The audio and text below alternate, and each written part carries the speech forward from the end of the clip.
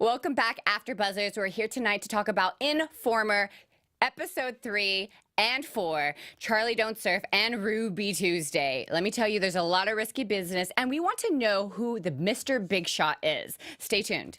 You're tuned in to AfterBuzz TV, the ESPN of TV talk. Now, let the buzz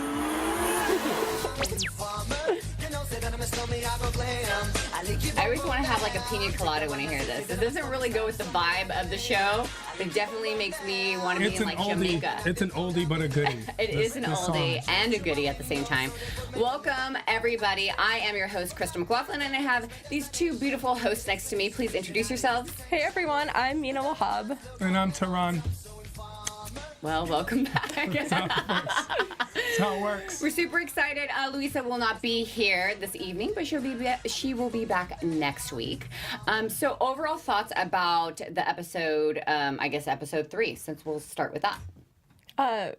I had to binge watch 1 through 4 since I wasn't here last week, so it was a lot to catch up with, and I was not expecting it to be this heavy. It's intense. But I loved every second of it. It was intense, right? Towards the end of 4, it started getting a little convoluted, but I would say overall, I think the acting is great and the plot lines are great, and there's a lot to keep up with and a lot of character development. Yeah, totally. Well, in a 6-part series, I was wondering how are they going to push a storyline that I would be connected to, and they do such a fantastic job that I feel like this might be a new template of how series are exposed. 6 parts, and yet every single episode has everything that you need. Yes. And they don't force it. No. Everything is done in a very good, it's not convoluted, it's not everything, you're not subjugated to so much information in one episode. You're actually on board with it on the timeline that it's happening, and it unfolds at a reasonable pace. Yes. And it honestly makes you want to watch the next episode. Yes. So now I'm 3 and 4, which were great. I can't wait for 5 and 6 because those are the last 2, and I can't even imagine how this ends. Oh my I have God. an idea, which I'll discuss in predictions, but it's just very well done. Great show. It is a great show, and I will confess I have watched all of them. But here's the thing. You guys are not going to guess what happens at the end. I have an idea. You do? I have an idea. Okay. You'll know because I haven't seen 5 and 6. Okay. I'm watching it on our timeline for the after show so that I can be in the moment. Okay. And not have hindsight because that's always 2020 and it's easy to look but back and it say was this. Literally like what you said. I was watching one and then I was like, well, dang, now I got to watch the next one. And then I was like, oh man, I literally binge watched the entire It's such a good series. season And all in one sitting. That's every how good single it scene was. is interesting. The cinematography is Yes. wonderful. The way it plays out, the character development. I'm very impressed with the writers on this show. Yes. Because the kind of shows where you watch and you forget that someone wrote them are the best written. I agree. And that's how it feels. Sometimes I question if someone wrote the script or if they were put into the part. And I'm like, of course someone wrote this. Yeah, of but they're course. delivering these lines flawlessly. Yes, absolutely. And not only that, but like I love that there isn't a ton of dialogue to the point where it's like, okay, where are they going with this? It's like they use the dialogue as like an extra like treat. Exactly. It further alongs know the what I action. mean? It's Yes. really just a part of the. Yes. It's also its own character. Yes. Is the dialogue, and it's all pertinent dialogue. It's not small talk. They don't do this thing where some shows try to become Tarantino and add special dialogue in it just to Absolutely. be creative. No, everything is within reason, Yes. and it's a very reasonable portrayal Yes. of something of this magnitude. Yes, it's like has a purpose and meaning, and since I watched the episode 3 and 4 again tonight, like I Yes. saw things I didn't see 2 weeks ago when I watched this, and it was just I felt like I was rewatching it all over again. Very, very good episode. We will get on to episode 4, but I want to start with episode 3.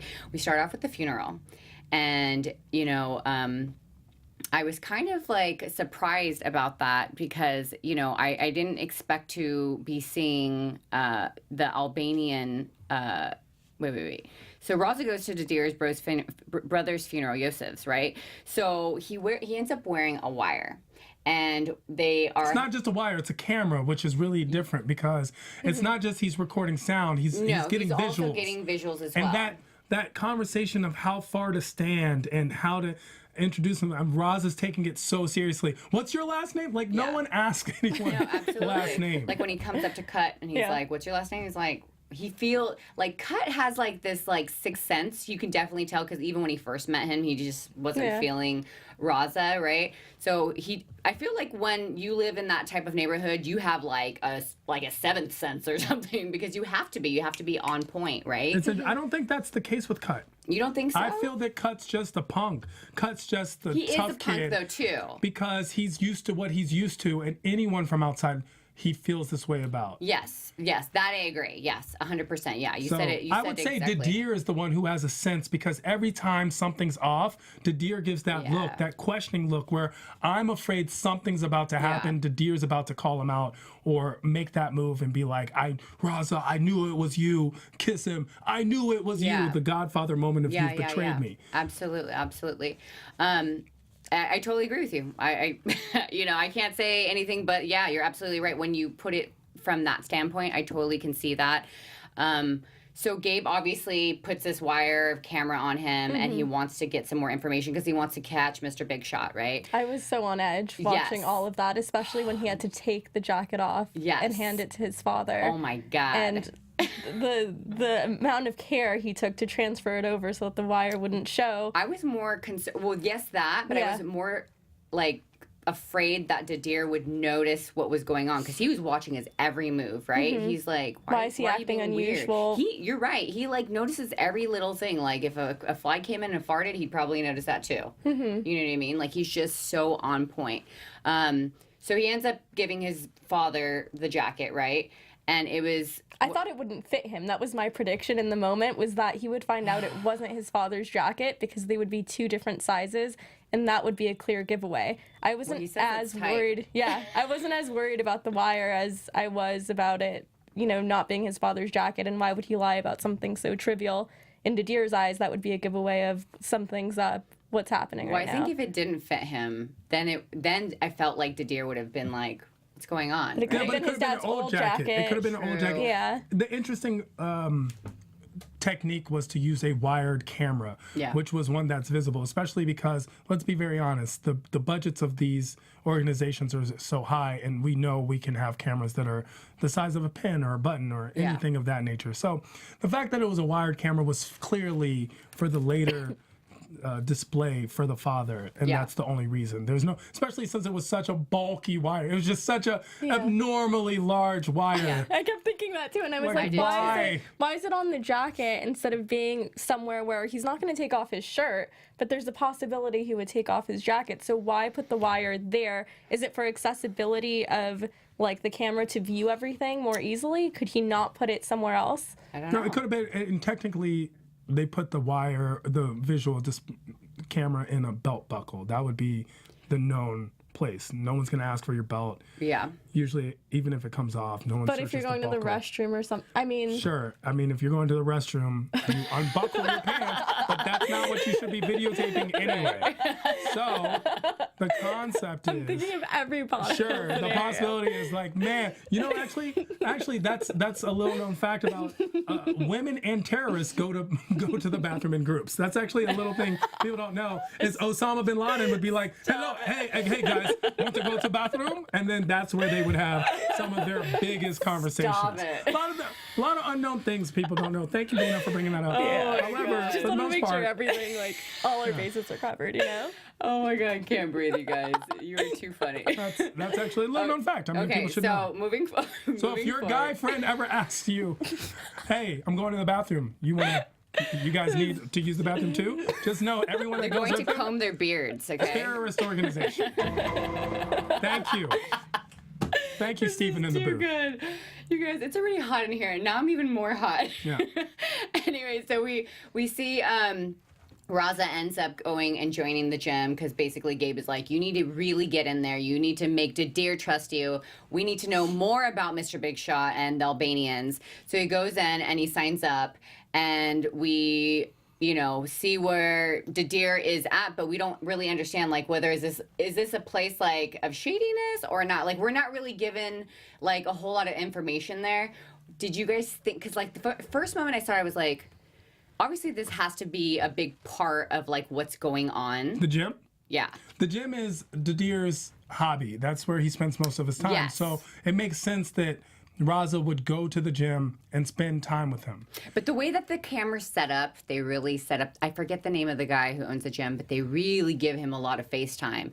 And it's like... Well, he's played a part throughout the series as well, so he's been there in specific points. He was Yousef's really good friend. Yes. But, like, I'm going to jump really quickly to episode 4 at the very end, only because this makes sense. At the end, he was like, oh, they find out, obviously, it's not Mr. Big Shot or whatever, right? Grossmo, yeah. Right? Gramos. So then at the end, when they said that, or when they realize it's not him, then they do like an insert of the guy from the gym. And I was like, okay, like that was dead giveaway.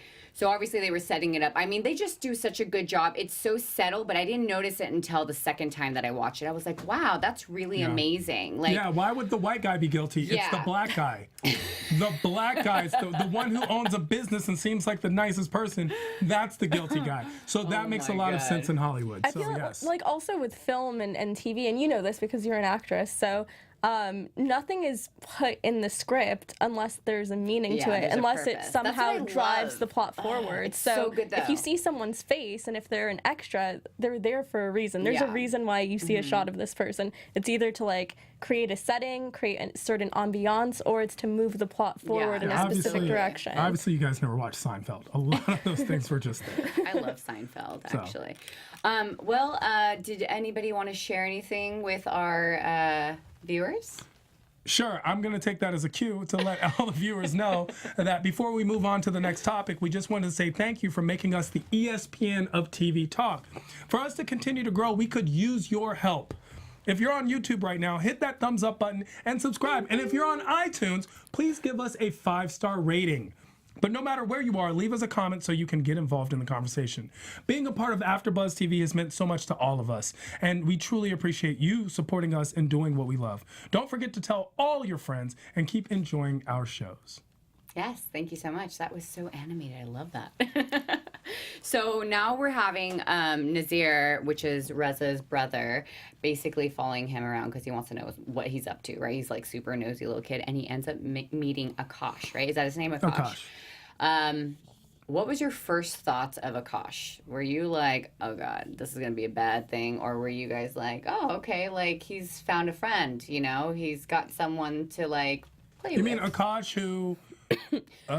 they've had to visit because he posts horrible, very supportive terrorist thingies on his social media. That Akash? No, Akash but I'm saying grandparents, all he does is fight. No, he's but like what I'm saying clearly is, a troubled teen. Because like what I thought was Nasir might like be a positive influence on him is what I meant. So like on Akash? Yes. Like maybe he could be a positive influence on him because they were talking about cameras and they weren't talking about anything that was like out of the norm. Mean Akash, the pathological liar Akash, right? Yes. The one who's lost, and so even though he's clearly not Muslim, I mean, I know what was said, but I'm just saying, culturally, biologically, genetically, nothing about him is Muslim. Did you immediately think, though? Did you immediately think that he was, you know, going to be a bad influence on him? You do mean Akash, who, if nothing else, just smokes. Smoking Akash? It's a question. I'm not saying that's where I'm coming from. I'm just saying it's a question. Do you mean you mean the guy who's calling himself Akash, even though his name is something like Brad or something like that? That guy. That guy. Okay. Well. Stop it. I think that Akash is a horrible influence. Yes. On Nas, and I think even though he brought up the fact that he should go to the movies with his mom, like. Sure.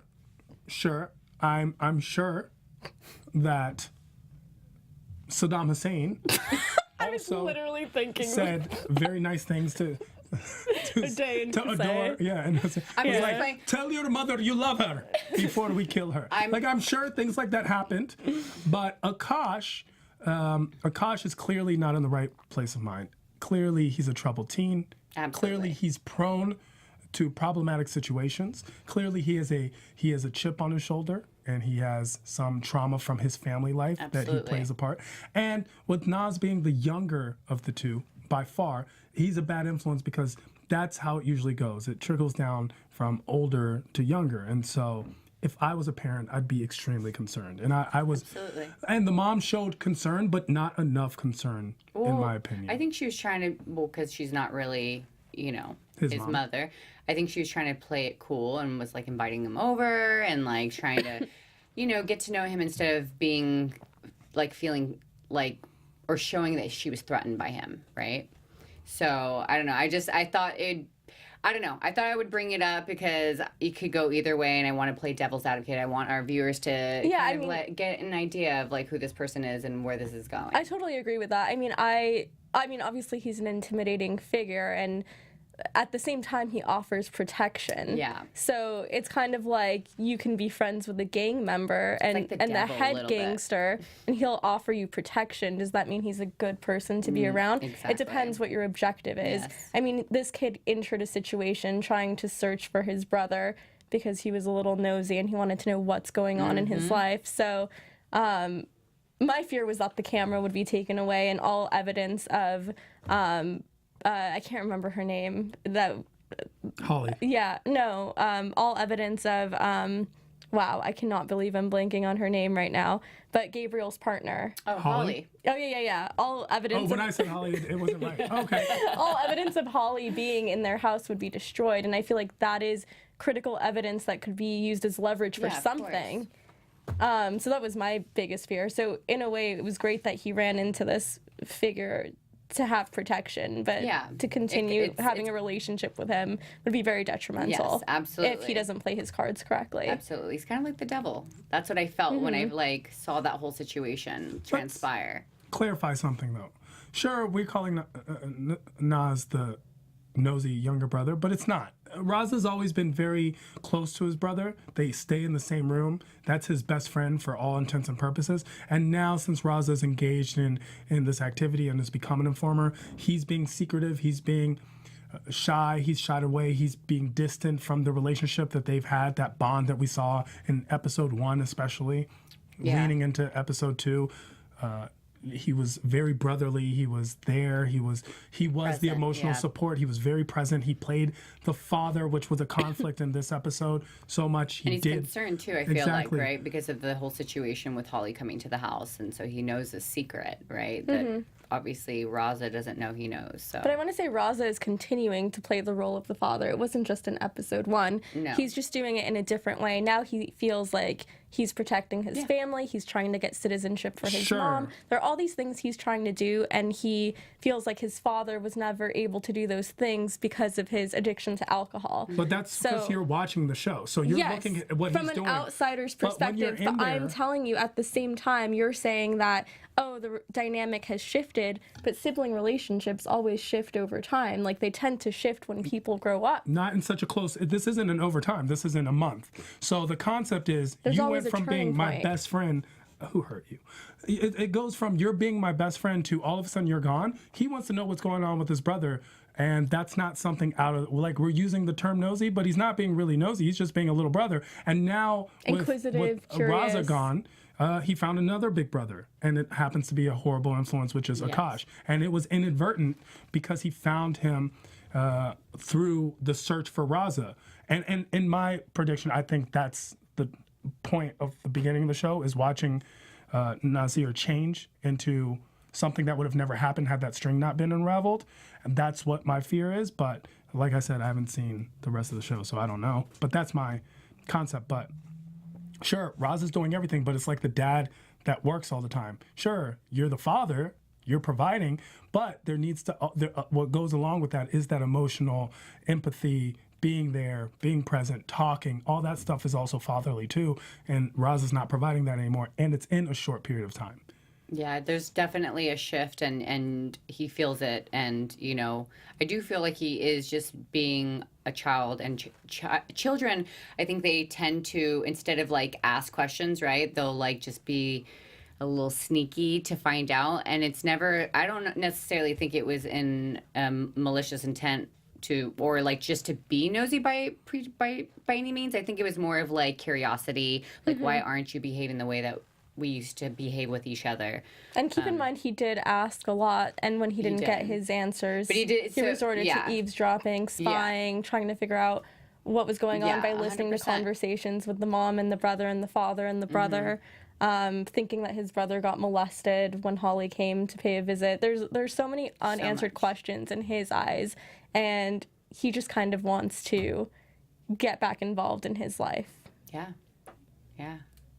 So how quickly everyone joined that? Thanks. Oh no, I'm not. I'm not agreeing. I'm not like. No, Sounds like you're I agreeing. think you both have this. You guys are saying the same thing, basically. I don't know if you guys are seeing that, but that's There's basically no argument. I'm just saying you guys that are literally saying the same thing. I know this, but my little sister Mina, our ever shifting interaction and relationship is just, it's hard for her to know. All right, so we're gonna move on to Charlie's ghost, right? Gabe's ghost, friend Nigel, and he is, I guess, calling himself Charlie. Sharon, who is somebody from his past, gives him a call. That call ends up being on the car speaker. Emily, Gabe's wife, ends up hearing it, and she brings it up. And so she knows, obviously, something's going on within work life, but she doesn't know the extent of it. And the reason why she calls him is because, well, you know, Charlie runs into Nigel at the gas station with Holly. So now we have this whole other thing that we're like throwing in there. And, you know, what do you guys think is going to happen with the whole situation now that we know that Nigel has died? He died. He like basically just either he drank himself to death, he overdosed, I mean, like Rose said, or maybe, who knows? Maybe or Gabe murdered him, which is exactly what happened. Or, Gabe set him up. Yeah, but like if he set him up, why do you think he did it? We were just having this discussion. Mm-hmm. Why do you think he did it? Do you think he did it because he wanted to get back into that life to see all those people, or do you think he did it to protect himself? Clearly to protect himself. The past undercover assignment that he had, which was a very tough one, obviously he went into this brotherhood, this nationhood, Aryan Nation type organization, which he had this code named Charlie, and it lived an entirely separate life. Totally. It was a very tolling, taxing undercover assignment. A lot of undercover people suffer from what we would consider an extreme form of PTSD because of the things and not only are they always lying, but the life that they're living, you're basically interjecting an entire new set of memories into your mind at all times that you have to keep sorted. And Nigel, I believe, was his Raza of the last group. And with Nigel coming back, Nigel knows the connection, knows the truth. He has to get rid of Nigel. He had turned Nigel. And so because of that, and Nigel served his time and he's out, and they were not happy to see each other, even though So there can was I a ask pretense. you what makes you think he was like the Raza? Why Nigel is the Raza? Key things that he said. Holly's also her investigation of things and was like, this was basically another informer. And I also feel like one of the clear giveaways was the fact that he wanted to take a selfie with him. And I don't think there's any reason he would need a selfie for sentimental reasons unless he wanted to provide... He sent it to Sharon. Yeah. Yeah, so he wanted to provide purpose? proof Yes. of something that we don't know because we don't have You insight think he was into using that. it as protection for himself? I think he needed to... I don't know what he had to prove, There but was I a lot just going feel on in like that. it was a very unsettling situation where he couldn't say no to taking the picture with him. Well, of course not. But I think he knew that he needed to get rid of him. I just don't know if he did the deed himself. Like, I don't know why I can't imagine him carrying that task out. He did do the deed. He left the bottle there knowing that he'd been sober, and he left the bottle knowing that that would be the demise of the character. But he didn't, that's not him actively killing him. That was that character's choice if he did that. But he knew. He had the foresight to know that he had an alcohol addiction. If I have a friend who's a crackhead and now they've been in rehab and I bring crack and I just leave it on the table, I know what I'm doing. Yeah, that's how we know. It's not that. That's a choice thing. That's a privilege of sober people, is when we don't realize that alcoholism is not only addiction but a disease. And leaving that bottle there knowing it's deliberate. If you remember, Nigel had specifically said, I've been sober in the first meeting. And so when Gabe goes in with that bottle and he goes, I told you I've been sober. That was the two warnings of, hey, and that was it. And so when Nigel reverts back into his state and Charlie goes, oh, there he is. That's the Nigel I know. Basically, it's like setting him up, and he leaves the bottle on purpose. And he pisses him off on purpose, too, so that he would be so upset that he would grab the bottle and drink. But then Rose said that he overdosed. So did he is that considered it's a spiral. thing? It's a spiral. To call someone or say that drinking someone would be overdosing. Would that be considered an overdose? I've never heard drinking being used in that context, but I assume any excessive amount of substance abuse would be considered an overdose if it led to your eventual death or demise or destruction or whatever. Or it could have simply been the catalyst to the rest of everything he did. He went on a binge, and that happens. There's a really good friend of mine who's a comedian, and every time he gets this big shot, and he's been given it a couple times, he goes on into a binge and he ruins his career. And this has happened 4 times. Totally. And everyone gets mad at him, and he can't control it. It's a disease. It's in his defense, and though it's hard for me to understand, it is a disease for him, and he does it every time. And so that was the setup, and everyone knows it's like, you want to ruin this guy's life, take him to a bar. Yeah. It's the same thing. Would that be considered murder, though? Yeah. Like in a court of law, would that be considered murder? In a court of law, there's always the concept of intent. So an intent is very important to understand. So for example, if I walked into a bedroom and I saw a guy laying in my bed that I thought had just had an affair with my wife, and I shot him, and then I found out that he was dead before I shot him. He happened to have a heart attack. You're still guilty because of the intent to murder. My intent is to murder. Yeah. So intent plays a huge part. Yeah. So it may be something as simple as manslaughter or contributing, but it's still a factor. And more importantly, we're looking at this from a non-legal aspect of what was Gabe's intent, and Gabe's intent was to get rid of Nigel, and he did it. And he lied to Rose when she came in, and he was like, oh really, like he played that, oh really, he died, what happened, oh I had no idea. You knew. He did say he ran into him. What I like about this show as well is that they give you the scenario, but they don't give you the full story, so you have like your imagination to use, right? So we're talking about this because obviously there's so many different scenarios that could have happened. So this is another part of this series that I'm like, I think that's what draws me in, because you're like, wow, what happened? You're constantly thinking like, what really happened? What really happened? But in the same way that the characters are being set up and we're witnessing that as outsiders to what's happening, I feel like we as the audience are also going to be set up in the same way and have expectations that end up being subverted, and we're going to predict one thing and it's going to go a completely different direction. That's what makes a good series, right? Or definitely. A good movie or good TV show. I mean, really, this is like a very special series, you guys. I think you guys can all agree on that, right? 100%. Disagree. 100%. This is one of the best shows I've seen in a while. It's a lot to digest, though. I feel like I need to go and watch it a second time. Yes. Like I said, that's why when I watch it again, it's like, wow, I see so many new things that I didn't see in the first episode, because it is a lot to digest in one episode. So moving forward, I want to go ahead and talk about how Raza tries to get Gramos to trust him, right?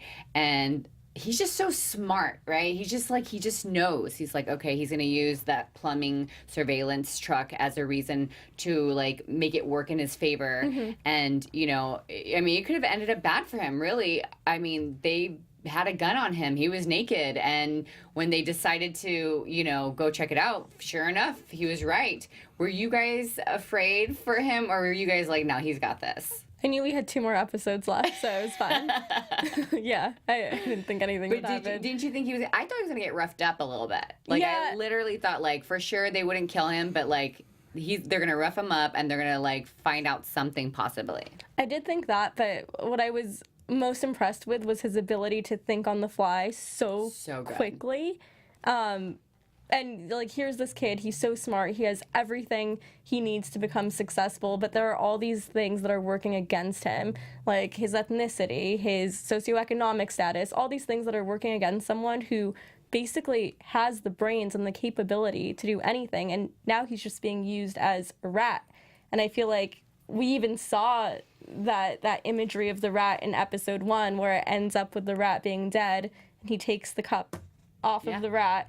And I thought that scene was so symbolic, because it shows that he is cornered. And as smart as he is, as good as he is at getting the cheese or finding his way around this like crazy maze that just meanders forever in every direction, he ultimately is trapped by the design of how this world he lives in works. And I almost feel like we're gonna get a really sad ending for him. And I really hope we don't, but I feel like we're gonna see that, and it's gonna tie back to the rat imagery that we saw in episode 1. Yeah, absolutely. Even thinking back to like him being wired up, he's a rat, you know what I mean? There's just so many things that go back to that. Absolutely. What about you? I love how you're so quiet right now.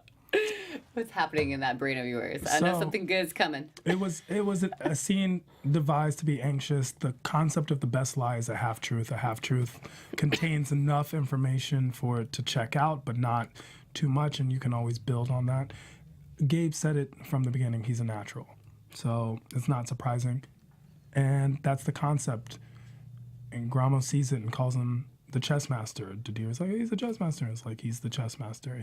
He has strategy, and it's noticeable. Didir is just passion and emotion, and Raza has certain qualities, patience, understanding, and that essence of being conniving. Yeah. That is someone of Gramos's stature looks for these qualities. Of course. Because they know who to select. Yeah, absolutely. It's the best salesperson knows who their demographic is, who their target is.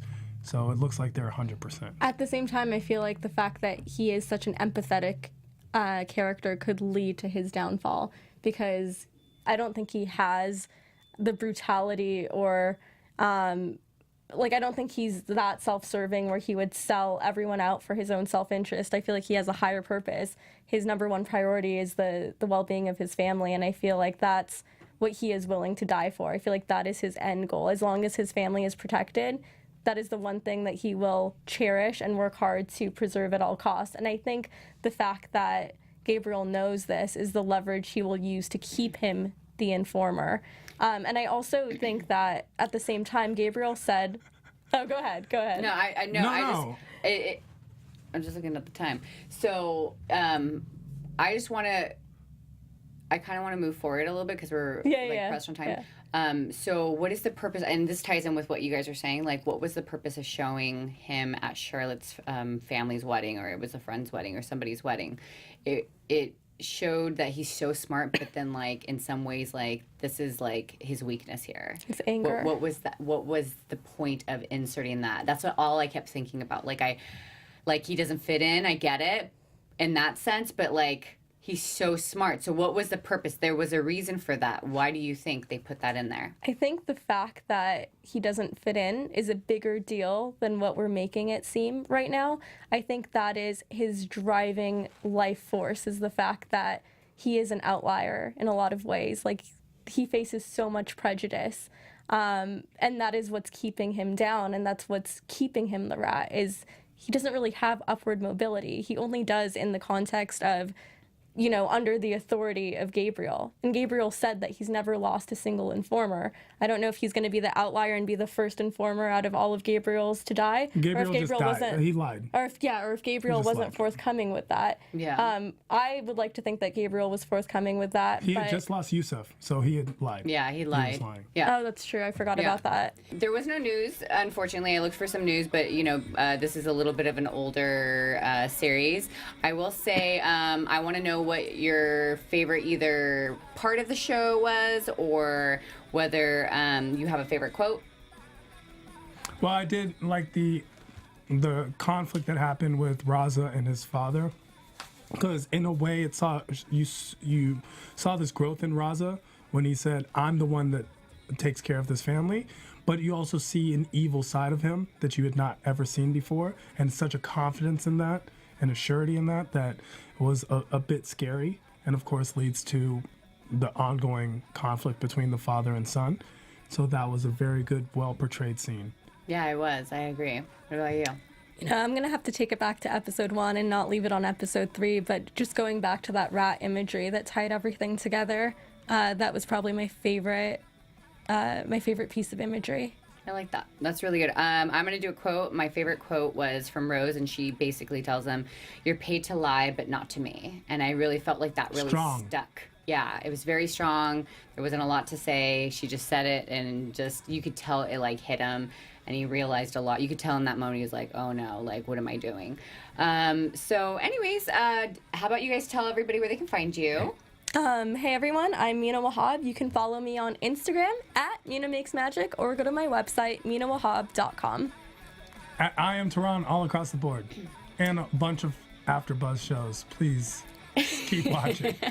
And I'm Cristal McLaughlin. So sorry we couldn't get to episode 4. It was just there was so much going on in episode 3, but we will definitely get into it next week. I really hope that you guys tune in. And again, thank you so much for watching. We appreciate it, and join the live chat next time. Bye. Our founder, Kevin Undergaro, and me, Maria Menounos, would like to thank you for tuning in to AfterBuzz TV. Remember, we're not just the first, we're the biggest in the world, and we're the only destination for all your favorite TV shows. Whatever you crave, we've got it. So go to AfterBuzzTV.com and check out our lineup. Buzz you later.